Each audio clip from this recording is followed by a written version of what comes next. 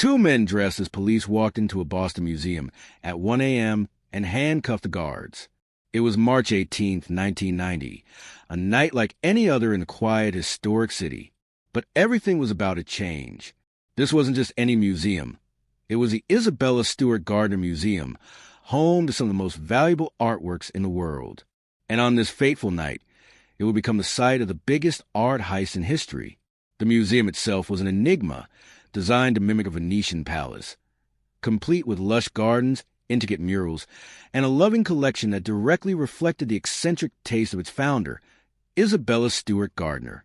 She dedicated her life to collecting art, and in 1903, when the museum opened, her legacy was enshrined in its walls. The collection was a treasure trove. Works by Vermeer, Rembrandt, Degas, and Manet adorned the walls, a true masterpiece of art history. But that night, those masterpieces were about to vanish without a trace. As the two intruders made their way through the dimly lit halls of the museum, they had an unsettling calmness. Their plan was audacious and calculating. Under the guise of authority, they gained access to the security desk with shocking ease. They claimed to be responding to a reported disturbance. The guards, disarmed by the officers' fake badges and uniforms, allowed themselves to be handcuffed. With the guards restrained, the thieves had free rein. In their mind, they were not just thieves. They were the stars of an elaborate heist, set to pull off what had never been attempted before. In the next 81 minutes, they would dismantle a legacy, pilfering 13 pieces of art worth an estimated $500 million from the museum's walls. These weren't just any artworks. They represented centuries of artistic innovation and culture.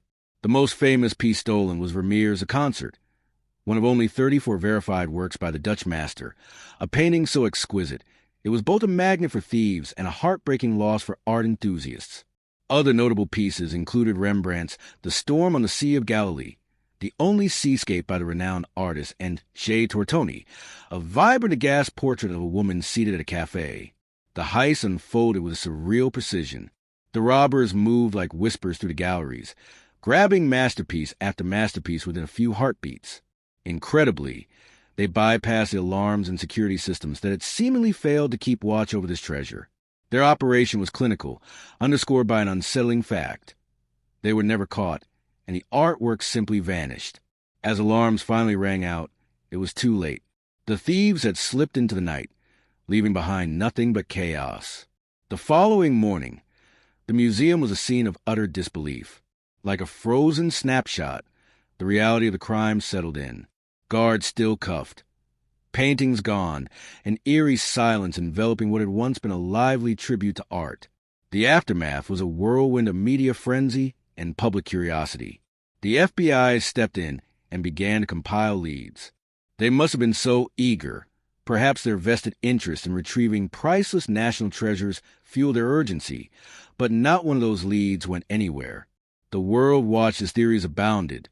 Some speculated that the theft was an inside job. Others believed it to be the work of organized crime.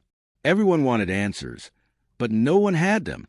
Time marched on, and the museum itself became a haunting reminder of what was lost.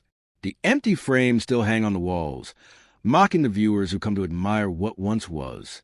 The museum staff, unwilling to let the artwork slip from collective memory, went on to create an exhibition that celebrated the missing pieces and their history, a bittersweet tribute to art that was now just shadows on the walls. But as the days turned into years, the case grew colder. The FBI pursued every lead. Tips, theories, and dead ends all came with press coverage, yet the stolen art remained lost in the ether. For the family of Isabella Stewart Gardner, whose vision was to inspire and educate future generations, the heist was a personal betrayal. They thought they had safeguarded a legacy that could never be tarnished, only to watch it vanish like smoke. More than just art, the crime spoke to the human heart and its dark undercurrents. Each brushstroke lost to time were stories untold, lives unfulfilled. How could that night in March hold such a violent disruption to beauty? How could decades pass with no sign of retrieval? Though the years rolled on, the case maintained its grip on the public's imagination, a dark shadow over a place meant for inspiration. In 2013, the Gardner Museum offered a staggering reward of $5 million for information, leading to the recovery of the art. It whetted appetites, igniting hope in case the whispers of stolen art resurfaced. Could a stolen Vermeer, a Rembrandt or Degas, surface in a local gallery, or in the hands of a private collector?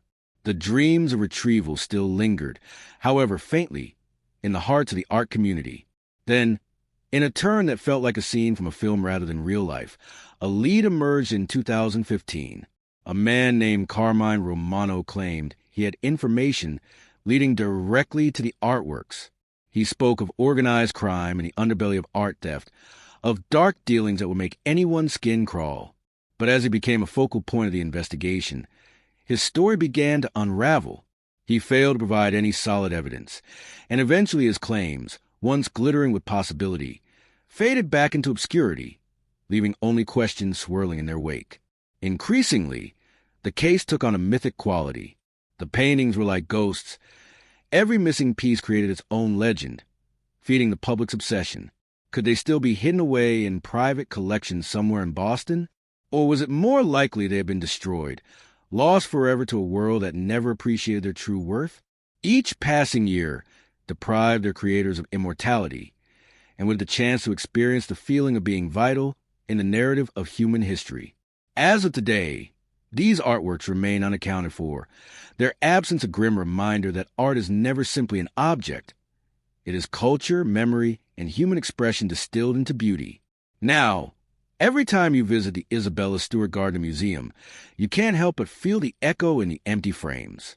The silence of what once was hanging thick in the air, heavy like a dark fog, reflecting not just the loss of art, but the fleeting nature of human endeavor, ambition, and the pursuit of beauty. This is not merely about theft. It is a harrowing tale of loss that resonates across generations. The empty frames still cling to the walls as a tribute to those masterpieces, but they also serve as painful reminders of the unpredictability of life, of beauty lost in the night. The next time you walk through those hallowed halls, remember this. The dark twist of fate is not just about stolen art. A somber truth lies ensconced in those vacant spaces. The art itself may be gone, but the story of its loss will linger long after we do. The search for justice for these masterpieces continues, and with it, the hope that someday, perhaps, the intricate acts of art might find their way back home. Until then, the legacy of Isabella Stewart Gardner remains a poignant reminder of our fragility and the relentless pursuit of beauty.